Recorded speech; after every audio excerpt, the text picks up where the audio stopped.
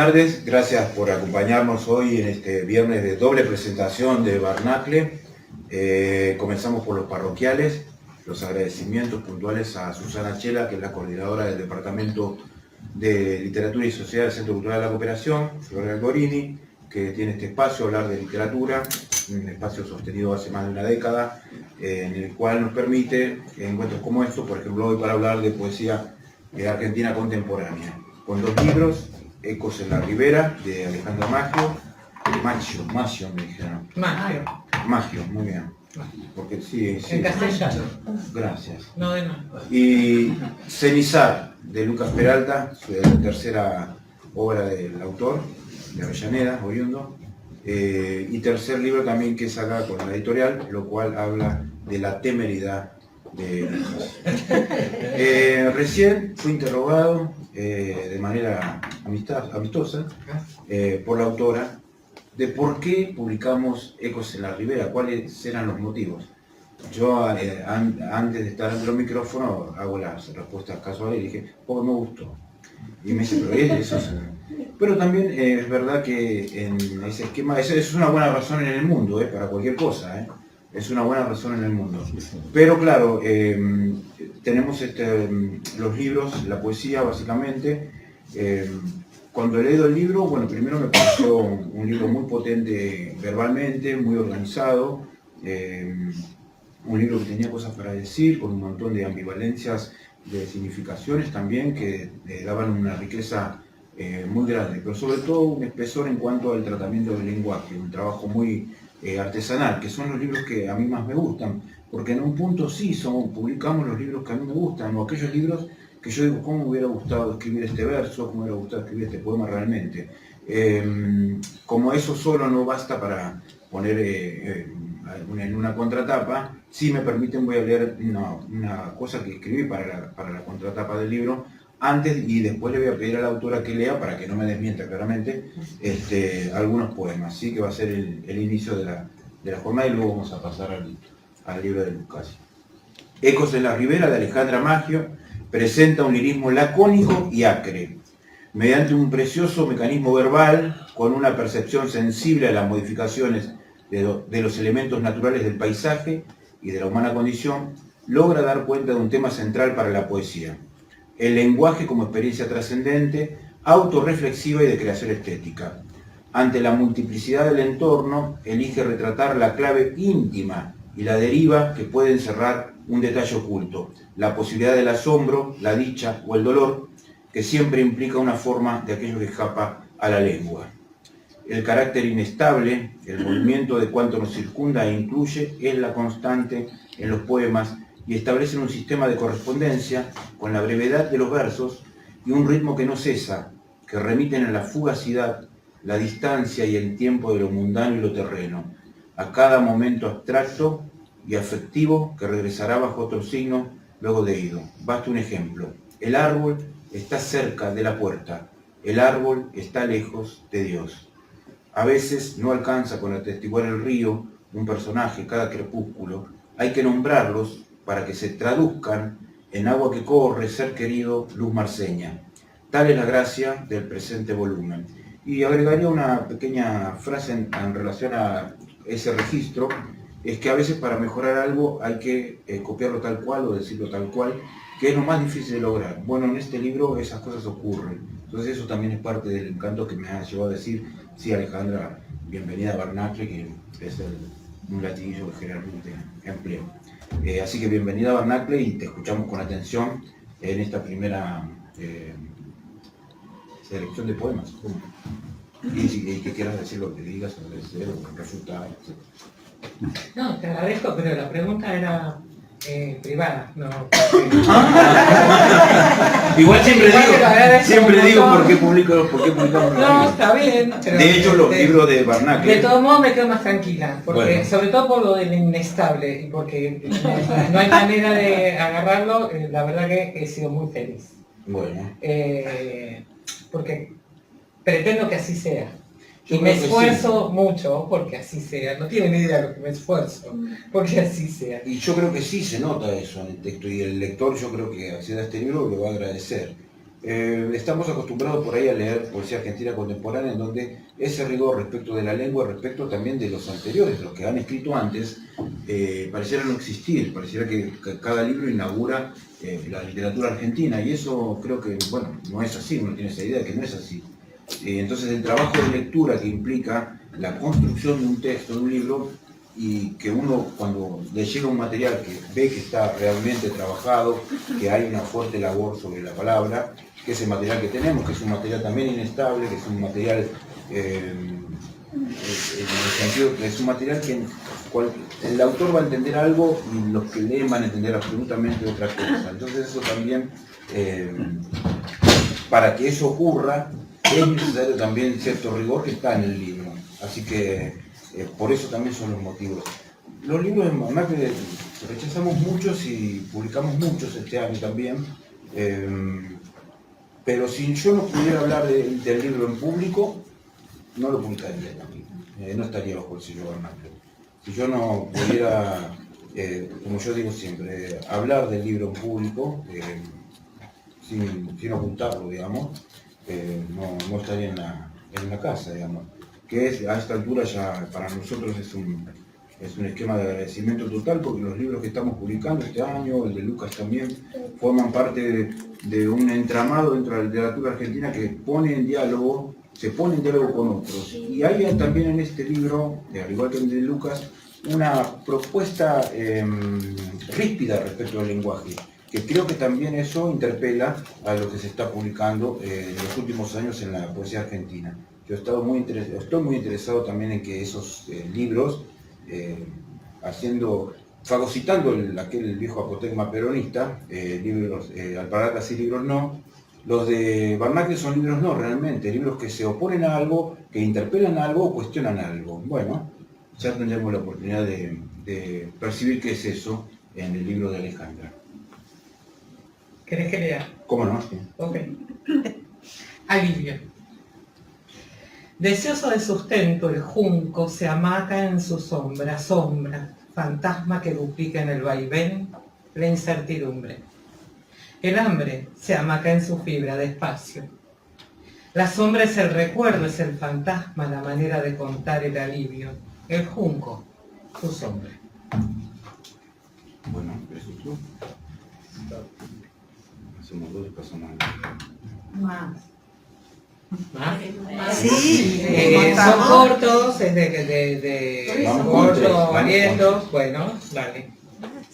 Anda.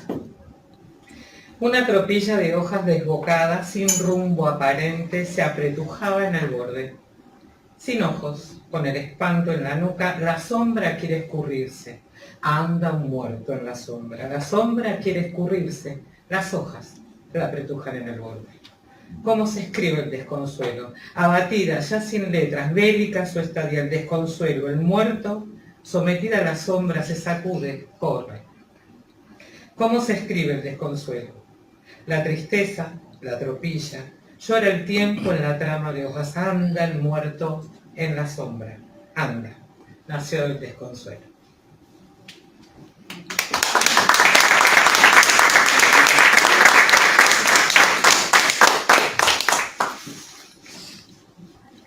Se fue la ausencia, dejó el hueco marcado en el patio. Sin sabor, la extrañeza, compañera del aire, no barre la marca. Comadre del aire, la noche no oculta el hueco. Se fue y el río la extraña. Avanza el final del invierno y el hueco en el patio. Se fue la ausencia, le crecen hojas al jazmín, resucitado en cada patio.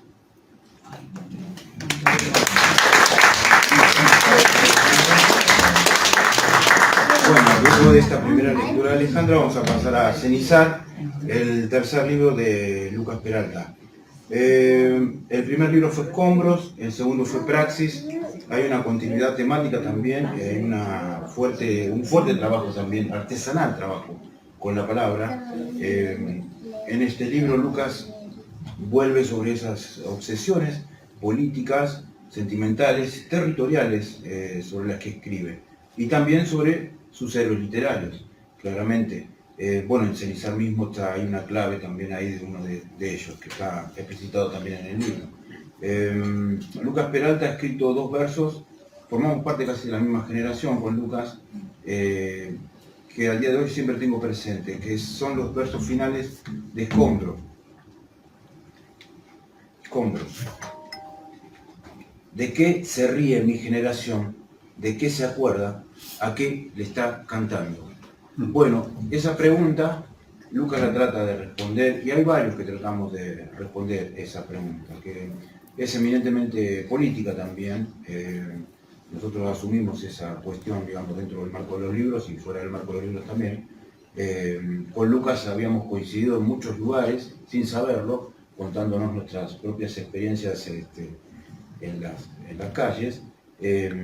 Así que cuando lo leí, es como si hubiera leído también algo que me era próximo en un punto. Cenizar cumple una premisa doble, que es la de la contundencia verbal y la claridad temática respecto de lo que se plantea, que es un poco lo que dije recién. A veces para mejorar algo hay que decirlo tal cual, que es lo más difícil, porque el castellano tiene 90 y pico en la RAE, 90 y pico mil de palabras, y más los de los que se llaman el lunfar y lo demás suman como 250.000 palabras. Entonces, 450. no, 150. Ah, sí.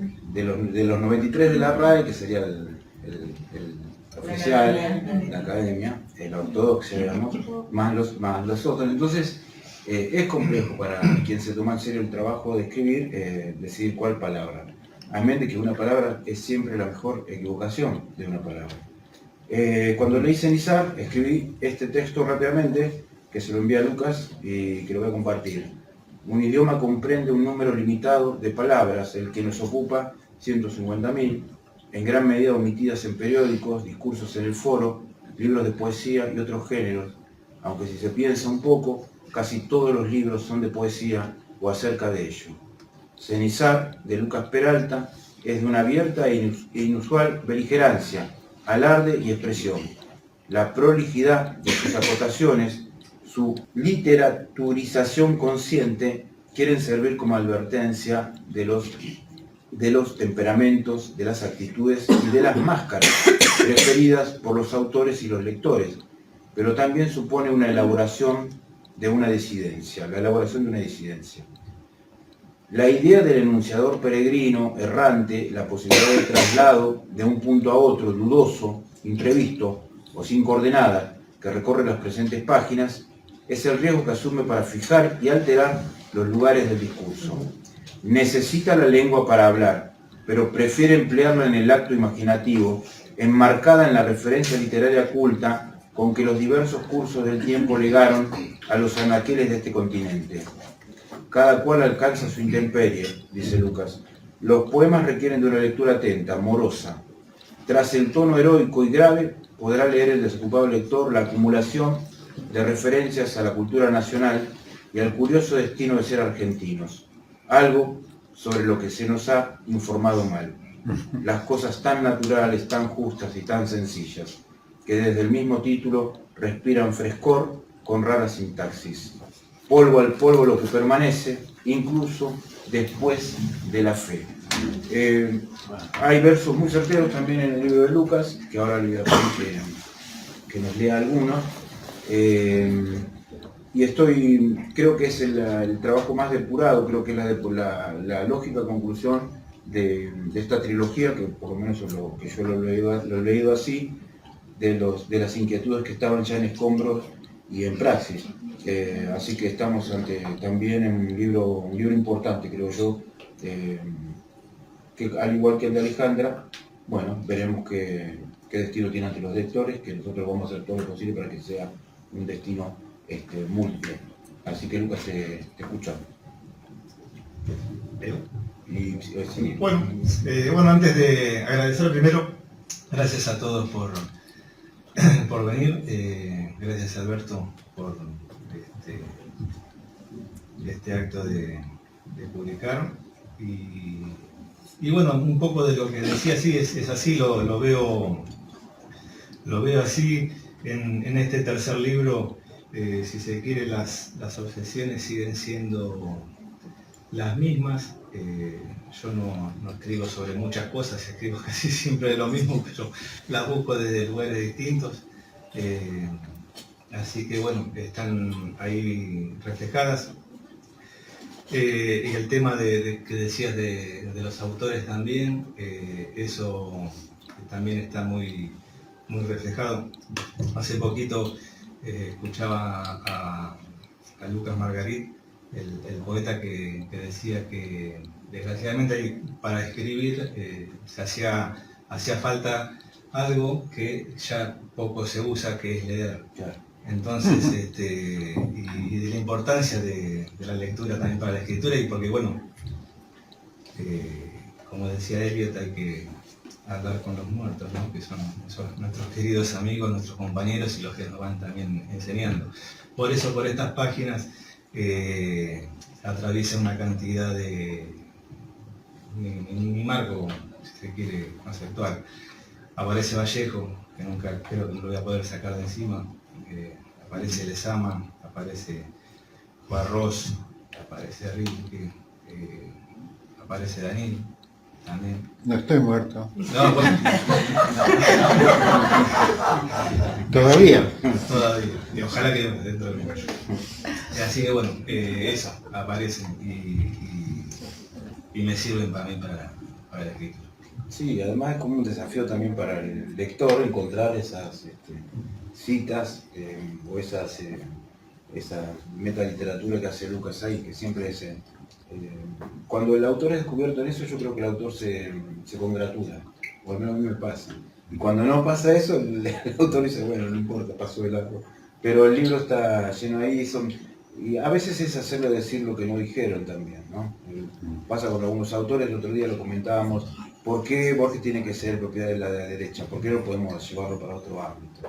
Así que bueno, tenemos planeado sacar un libro, lo anuncio hoy, que se llama Borges Piquetero. Ya ampliaremos.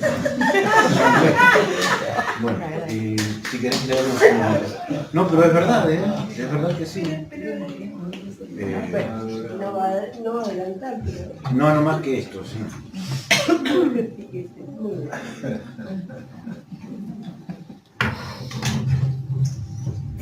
Bueno, voy a leer uno solo porque son medios largos y así no aburro.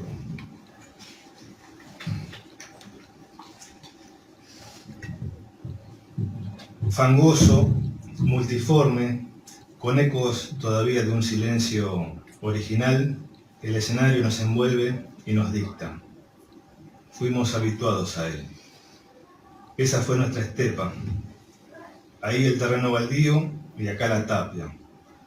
Un ángulo del paraíso perdido, desde donde el peregrino nunca pudo salir y donde sus caminos se vuelven círculos rotos que direccionan siempre, una y otra vez, al deshabitado comienzo. Hambreado va con los reversos, tanto como lo hace nuestro verbo. Intenta nombrar un comienzo y solo consigue oblicuas inflexiones al suelo, al polvo, al ajado que miran sus pies, donde la fe vacía traza el siempre ecuánime surco, como llaga sobre la tierra, y que hace que hunda los pasos, como los tiempos aquellos de la antigua siembra. Una palabra imposible que nadie ejecuta, o ese silencio recurrente que irrumpe ante la llegada a esta tierra yerma. Ahí levantamos nuestras voces, heréticas. La letanía del golpeado parlador nos lo recuerda siempre. Ese fue el lugar para encontrar otro mundo. Ahí volcó sus parlamentos como manto al margen de nuestras soledades, y de ahí sacó todo el material para su diccionario. La tapia fue su soledad y su silencio. El baldío, un sueño sostenido. Ahí cobija la transparencia de su copa, la luz apagada del origen, donde el deseo trasiega lo opaco que surge del reflejo del espejo. Aquel no fue un lugar sino un encuentro, una experiencia, una búsqueda en donde nombrar aquella nada que devino en palabras resulta todavía algo que tenga la posibilidad de nacer. Tiempo clavado que los gestos y las intenciones visitan, rodean sus cenizas, invisibles, y donde ya nada es asombroso al fuego. En esta tierra parecieran que ya no hay mal lugar para los signos, ni para los íconos. Lo mismo sucede con el testimonio. Ya no se sabe qué hacer con ellos. Se nos presentan opacos, algo rotos, incompletos, y lo que nos quedan es orar en sus ausencias. Intemperie, amparo de nadie, el himno desierto de cada día. Un punto de partida con estacas es lo que se evoca. La nostalgia de aquel barro sin tregua, el amargo pan al que no le caben metáforas. Ahí el terreno baldío y acá la tapia. Imagen y escena que guarda la memoria y que prefigura aquello que el espejo sentencia y devuelve como fragmentos. Un rincón de Dios, sin testigos.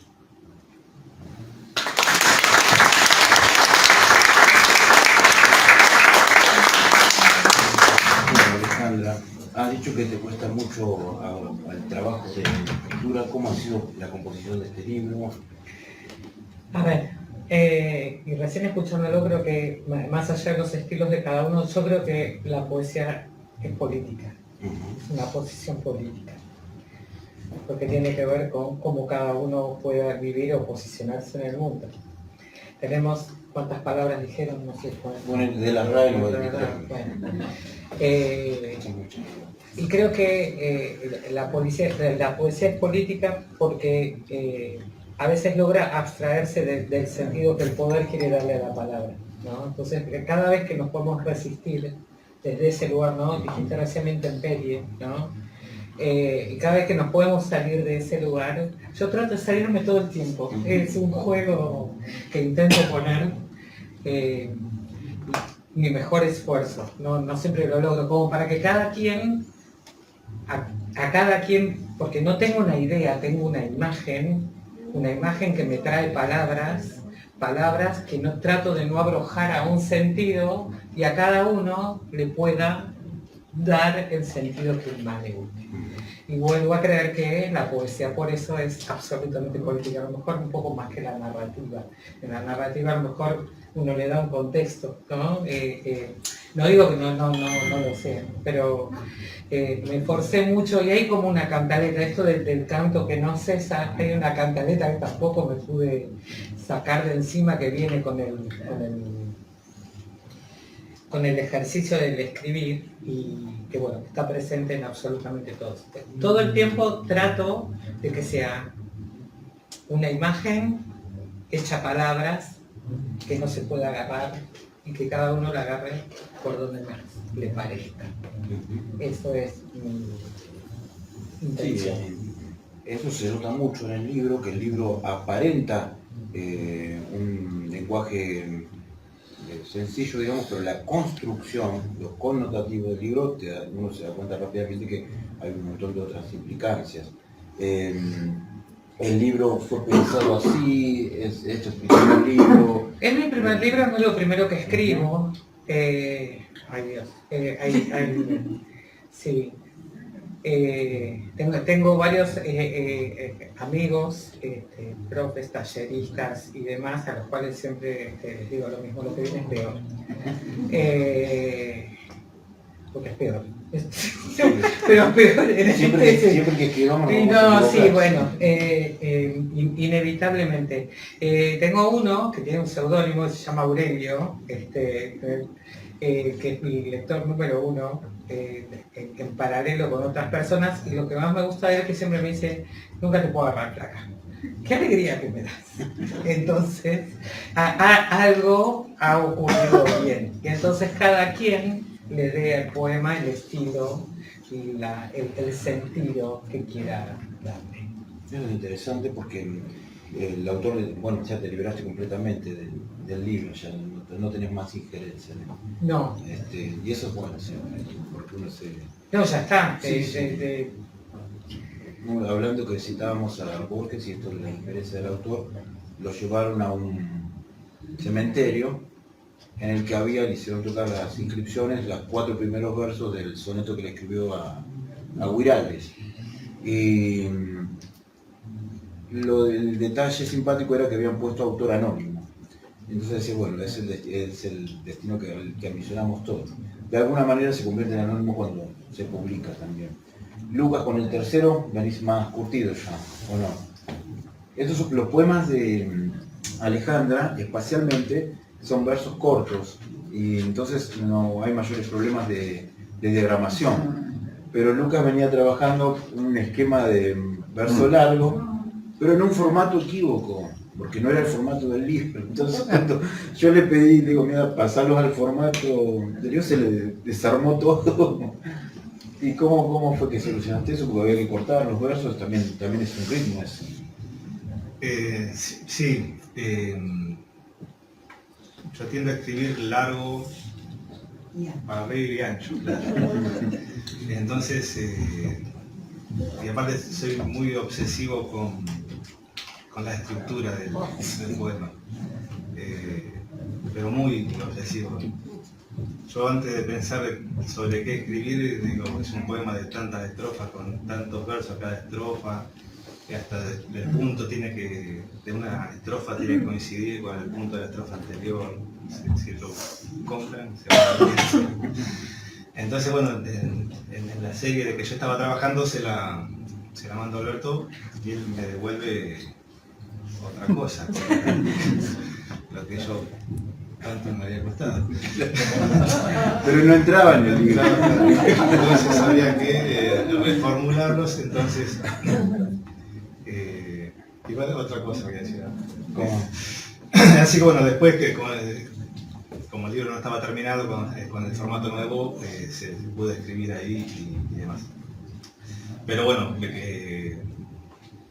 más allá del tema del formato y recuerdo que ya andaba medio trabado, me costaba cerrarlo, terminar. Entonces le pregunté un martes, miércoles, y le pregunto a Alberto, bueno Alberto, decime más o menos, lo estoy terminando, qué sé yo. Y el editor, con la amabilidad que lo caracteriza, le dice, tenés tiempo hasta el lunes.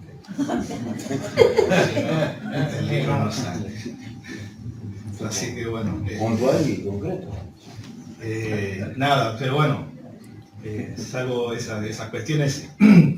No, bien, la escritura del libro es un libro que me costó hacer.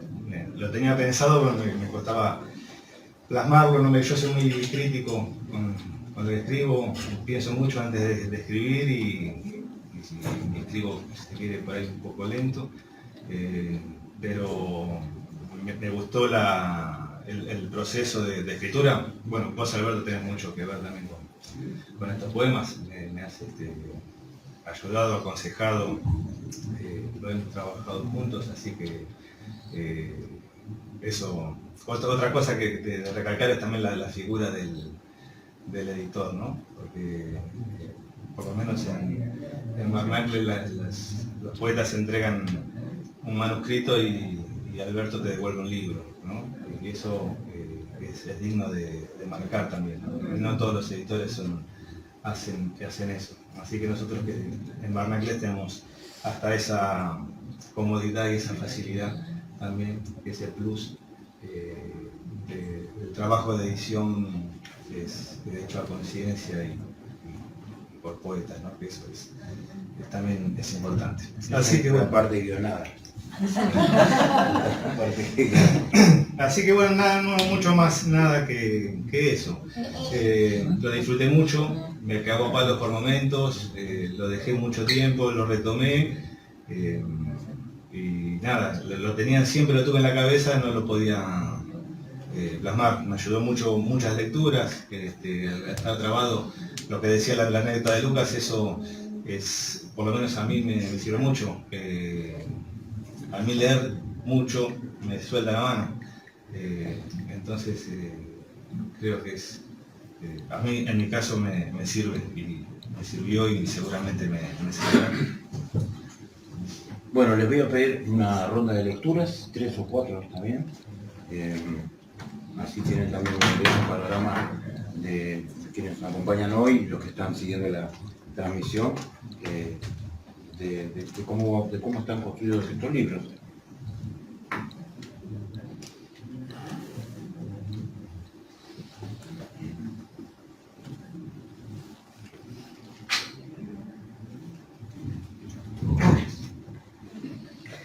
Vuelo. El pincel no corre con presteza. Milagro el trazo termina en pleno camino. Afino el hocico, vuelvo el miedo y la sombra. No encuentro un ángel que repare heridas. Miro cómo pintas la luna, huelo hebras de té que bailan en el agua. Se ahogan en su aroma, se estilizan, se abrazan, la tiñen. ¿Qué pintura esta? No encuentro el camino. La luna esconde a la sombra, huelo el miedo, me ahogo en un aroma. Afino el hocico, llamo al ángel. No lo encuentro.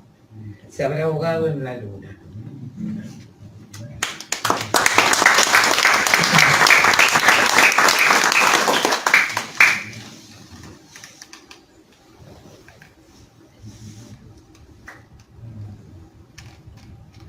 ¿No te gustó, no? Bueno. Por el cristal se derrama, tertulia.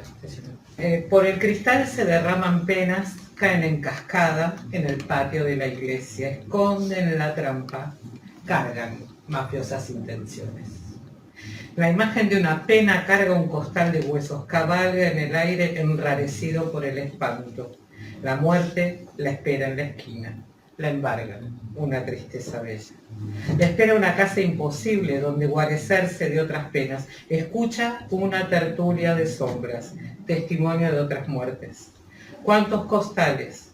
¿Cuántos huesos? ¿Qué tertulia? ¿Qué voces? En el costal los huesos hacen ruido. La misa se escucha en el patio, flor de tertulia. Y los huesos suenan. Y el cristal todavía derrama penas.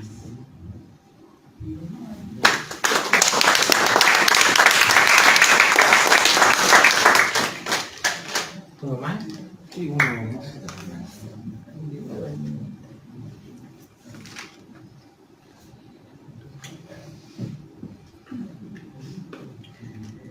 ¿Qué es una voz? Será. ¿Qué es una voz sino aire en la arena? Una casa de eco, un recorrido cercano, efectos de un encierro, de un perderse. La voz y la arena invisibles al oído obligan a entrecerrar los ojos. El eco rebota entre los huesos, el malbón blanco estalla en la cabeza. Será el pulso, será el tono. Una abeja da vueltas entre mis hojas.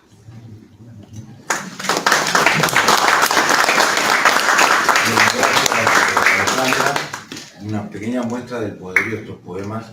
Hoy hemos estado hablando mucho de las palabras y bueno, los poemas se hacen con palabras, pero siempre hay que ver qué palabras son, ¿no? Las más adecuadas para lograr esa concisión y esa multiplicidad también de sensaciones que le da de escucharlo. Siempre hay ganancia cuando lo leen los propios autores. Así que gracias a Alejandra por esta lectura. Y Lucas, te escuchamos. Bueno,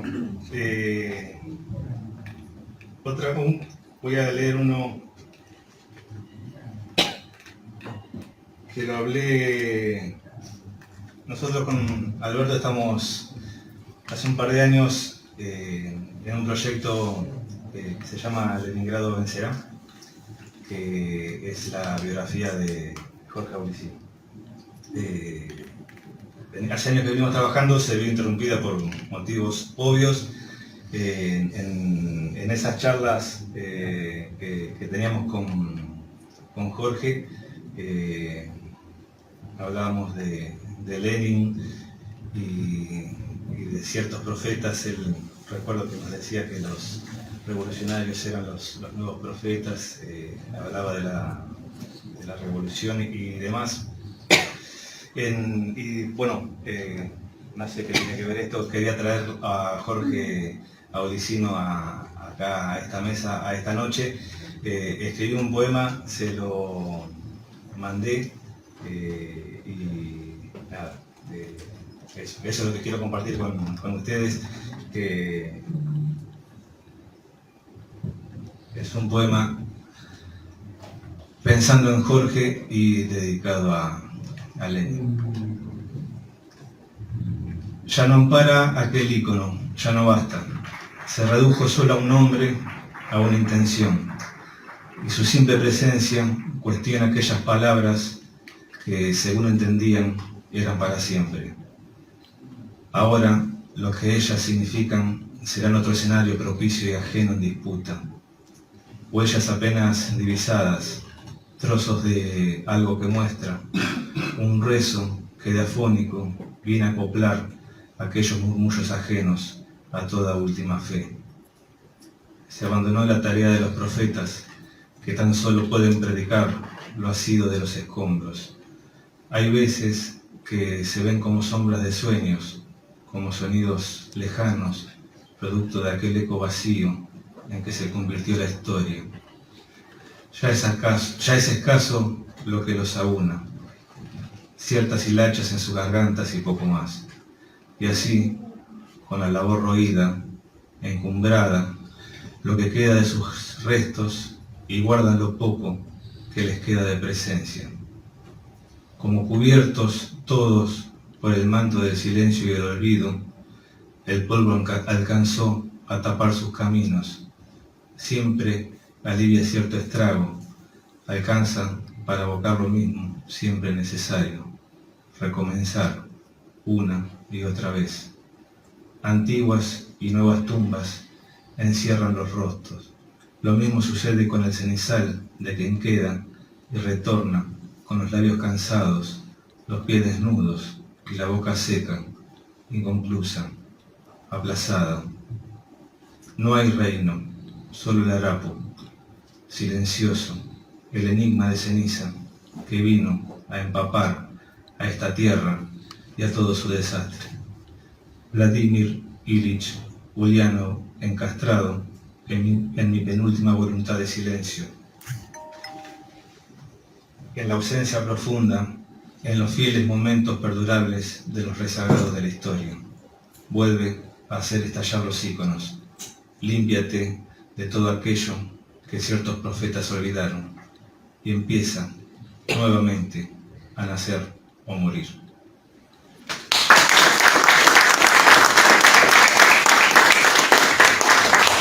Bueno, gracias Lucas, es verdad. Bueno, ayer se cumplió un mes del fallecimiento de Jorge Aulicino. Durante los últimos meses estuvimos citándolo a Jorge, un poema muy viejo, pero con dos versos certeros que me parece que siempre está bien ponerlos como marco para cuando hablamos de poesía, también para pensar un poco en eso, que son por qué escriben sobre lo que el corazón no ve, por qué escriben sobre lo que la inteligencia no celebra o llora.